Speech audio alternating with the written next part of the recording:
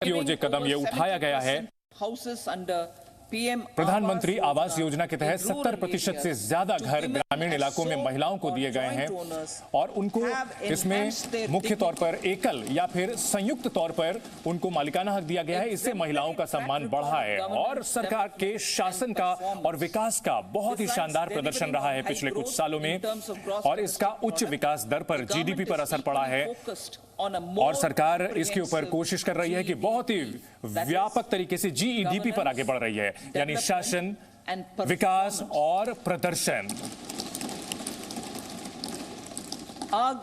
हमारी सरकार लगातार पारदर्शी तरीके से जनता केंद्रित हम शासन देने की कोशिश कर रहे हैं ताकि लोग भरोसा करें। इसमें नागरिक प्रथम है और कम से कम शासक हो, सरकार हो और अधिक से अधिक शासन हो और इसका फायदा यह है कि चारों ओर बहुमुखी तरक्की हो रही है, सभी क्षेत्रों में फायदा हो रहा है। अगर व्यापक आर्थिक स्थिरता की बात की जाए यानी मैक्रो इकोनॉमिक स्टेबिलिटी की बात, तो ये काफी मजबूत संकेत आ रहे हैं। हमारी अर्थव्यवस्था बहुत अच्छा कर रही है, हमारे लोग बेहतर जिंदगी जी रहे हैं, उनको बेहतर कमाई हो रही है और उनकी आकांक्षाएं काफी बढ़ी हैं भविष्य के लिए और औसत अगर कमाई की बात की जाए तो 50% बढ़ी है। महंगाई कम हुई है, महंगाई बहुत ही नियंत्रण में है।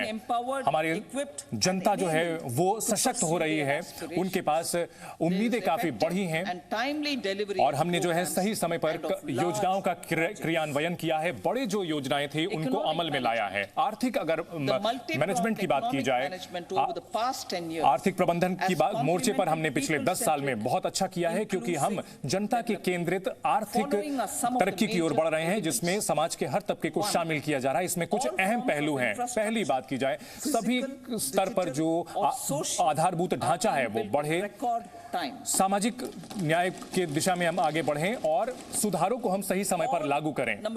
दूसरे की अगर बात करें, देश के सभी हिस्सों को आर्थिक विकास की दर की रफ्तार से जोड़ा जाए। तीसरी, डिजिटल हमने पब्लिक आधारभूत ढांचे को बढ़ाया है, एक नए क्षेत्र में उत्पादन को बढ़ाया है। 21वीं सदी की अगर हम बात करें तो आर्थिक व्यवस्था को हमें आगे ले जाना है। अगर वस्तु और सेवा कर की बात की जाए, गुड्स एंड सर्विस टैक्स की, इससे एक देश एक मार्केट बना है और एक टैक्स हुआ है।